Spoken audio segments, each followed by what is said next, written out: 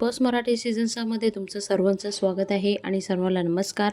तर ह्या सीझनचा शेवटचा होणार आहे भाऊचा धक्का. जसे फिनाले जवळ येऊ लागलेला आहे तसे घरामध्ये कालवासुद्धा जास्त वाढलेला आहे. म्हणूनच इथे रितेशदादा राखीची चांगलीच क्लास घेताना दिसत आहे. इथे रितेशदादा म्हणत आहे की राखीने आता तिची हद पार केलेली आहे. म्हणजे कोणाच्या चरित्रावर कसं बोलू शकते. म्हणजे तुम्ही जे आता ह्या वीकमध्ये जे केलं घरामध्ये, दीपाली ताई सांगते तिच्या चरित्रावर बोलले, तर हे कुठं ना कुठं वाईट आहे आणि हे सगळं बाहेर महाराष्ट्राला सुद्धा आवडलेलं नाही आहे. म्हणूनच आम्ही डिसिजन घेत आहोत.